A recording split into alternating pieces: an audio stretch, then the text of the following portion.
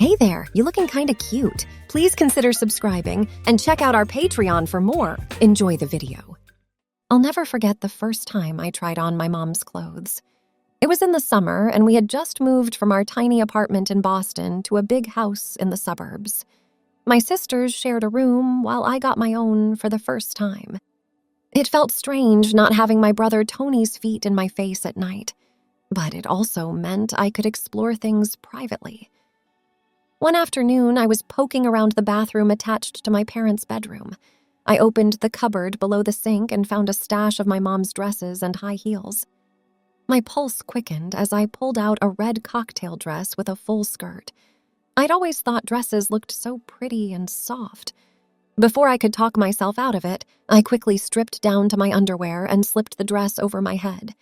It settled around me, the skirt swirling around my knees. I looked in the mirror and gasped. The dress hugged my body in ways my t-shirt and shorts never did. It made me look slender and graceful. I felt beautiful. Tentatively, I tried on a pair of black high heels. I wobbled at first, then took a few teetering steps. The shoes made me feel tall and elegant. My reflection was that of a young woman. Footsteps sounded from down the hall, and I scrambled out of the dress and shoes. My heart pounded as I shut the cupboard door. I tucked the dress into a ball under my shirt and dashed back to my room undetected. The silky dresses, skirts, blouses, and heels all transformed me. Each time, it got a little easier to walk in the shoes. I learned which outfits fit best and how to fix my messy hair into something prettier. One day, I decided to try makeup. I dug out her makeup bag and studied the mysterious tubes and compacts. Using my finger, I dabbed on some lipstick, eyeshadow, and blush. The effect was garish and clownish, but I didn't care. Something about seeing my face transformed thrilled me. I started being more careful to avoid getting caught. I listened closely for my sisters in their room next door before sneaking to the bathroom. A couple times, I heard someone coming and had to scramble back to my room, heart hammering. But after a while, I got pretty good at dressing up without anyone the wiser. The ability to transform myself and keep it secret made me feel powerful and independent. For the first time, I had something that was just mine. That fall, I started at a big public school. I was nervous about making new friends, but to my surprise, I quickly fell in with a group of boys. Daryl lived down the street and was always hatching schemes to stir up trouble. His best friend, Kenny, was loud and funny. Before long, the three of us were inseparable. We loved pulling pranks and acting out, nothing dangerous, just silly kid stuff to get attention, putting thumbtacks on teachers' chairs, rearranging classroom furniture into a maze, screaming random words in the middle of quiet study hall. Our classmates thought it was hilarious. The only teacher immune to our antics was Mr. Garvey, our English teacher. He was young, with long hair and John Lennon glasses. All the kids thought he was cool. But he ruled his classroom with an iron fist. Whenever Daryl, Kenny, and I acted up in his class, he'd shoot us a death glare. One day, we took things too far.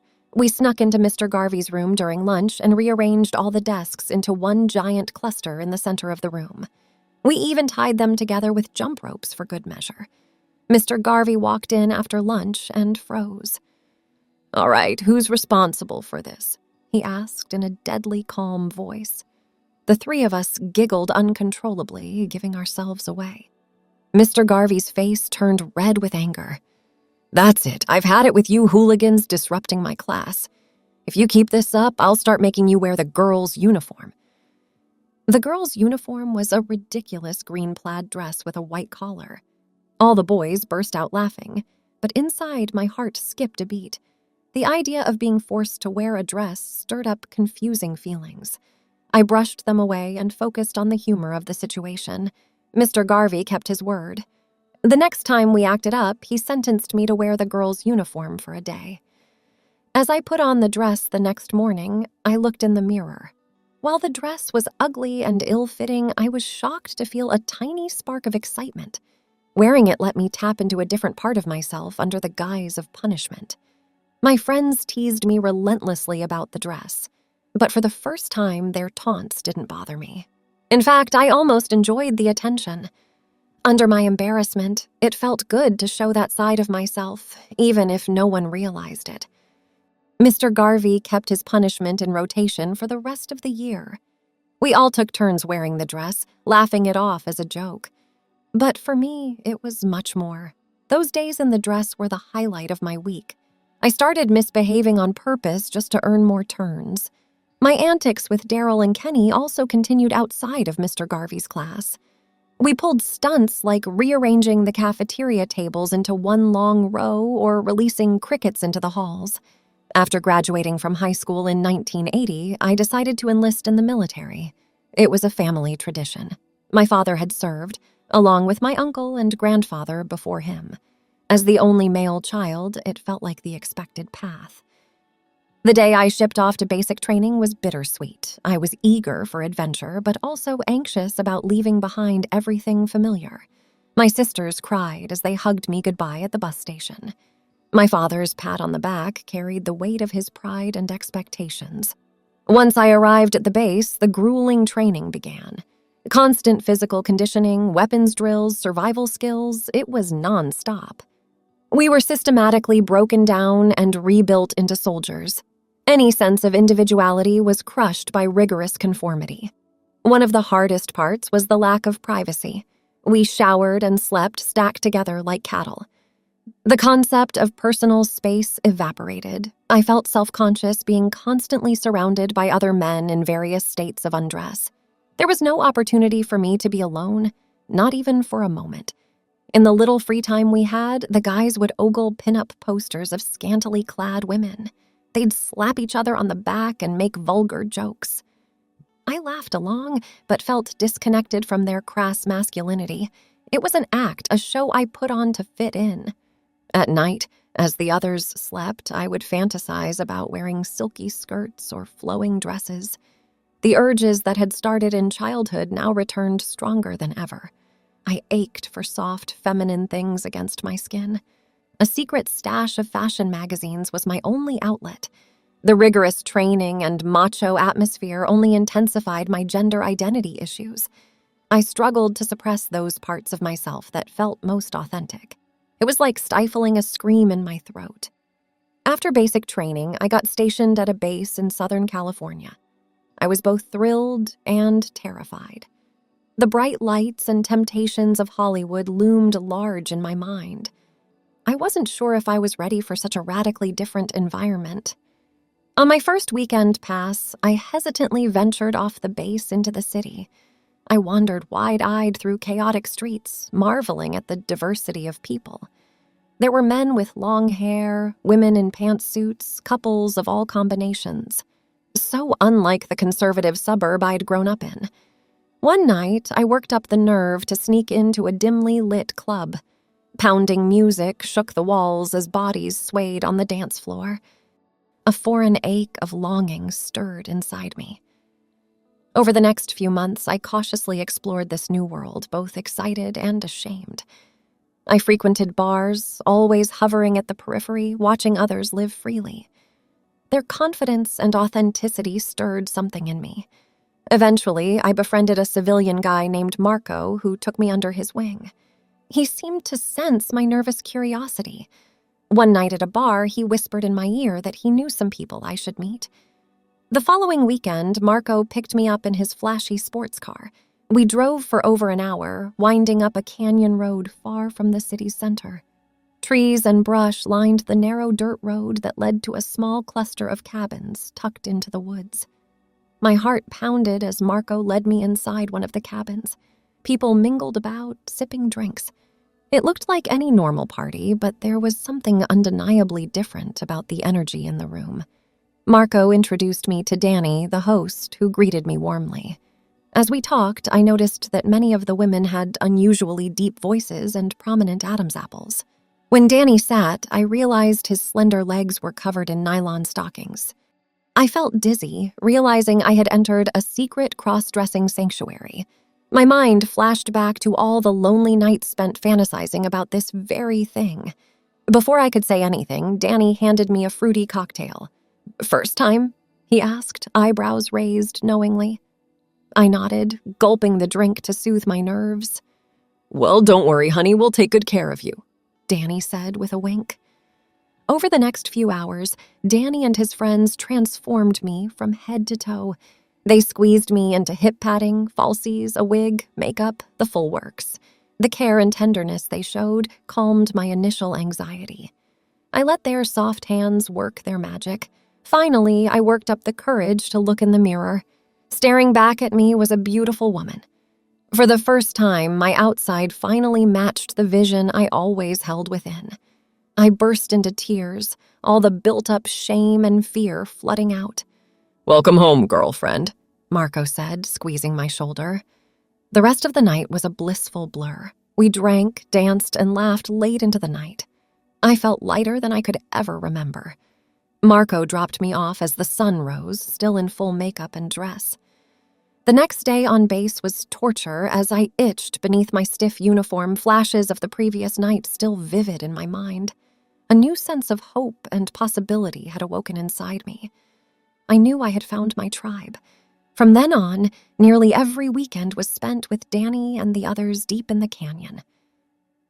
With their guidance and sisterhood, I gained the confidence to fully embrace my identity. Their unconditional support was the lifeline I had always longed for. While my two worlds remained separate, I no longer felt so divided within. I had found a community where I could freely explore these long-suppressed parts of myself. For the first time, living authentically as my true self seemed like more than just a fantasy.